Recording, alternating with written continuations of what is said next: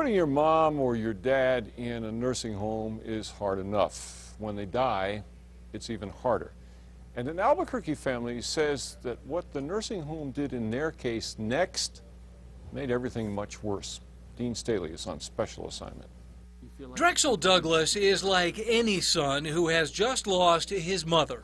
The cards and things I got.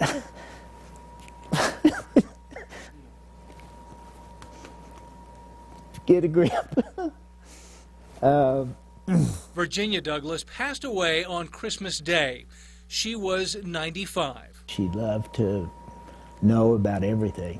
Smart lady. Virginia lived the last 18 months of her life at this assisted living home run by High Point Care in northeast Albuquerque. She passed away on Christmas Day, and we discovered 3 days later that our check for the next month cleared our bank.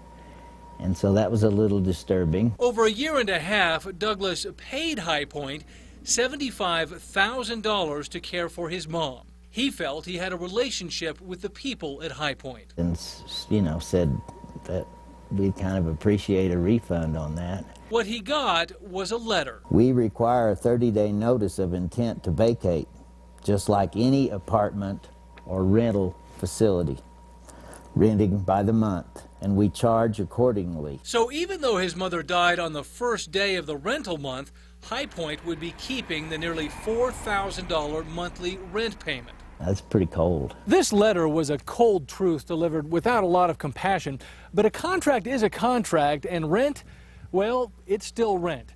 But then High Point in this letter makes a strange admission.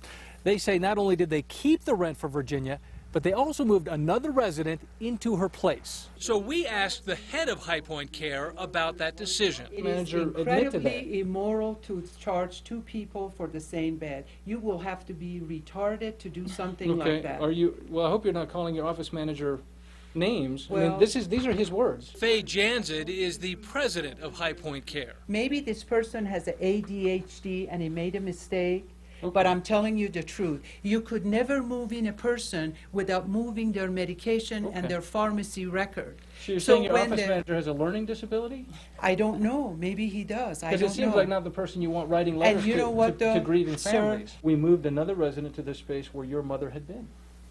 So who's this resident? That is not the fact. I think what he did, he worked out off of another letter and he mixed the facts. That's what I'm thinking. Obviously, he's yeah. So this is a clerical error? Yes, I can tell you this guarantee, 100%. At one point, Janzid told us the Douglas family should be due a refund on a portion of the bill, but even though she's the president, she insisted she has no authority to make that happen. So where does that leave the Douglas family? Well, frustrated, but with a word of advice. Get your loved one to let you know 30 days in advance when they're going to pass away, if this is the type of people you're going to be dealing with. On special assignment, Dean Staley, KRQE, News 13. Well, after we visited High Point Care, they did send a letter to the family acknowledging that their original letter may have been, quote, curt. And after reviewing the file, they did give the family a refund. Not the $3,900 for that last month's rent, but $4.75 for what they called a billing discrepancy.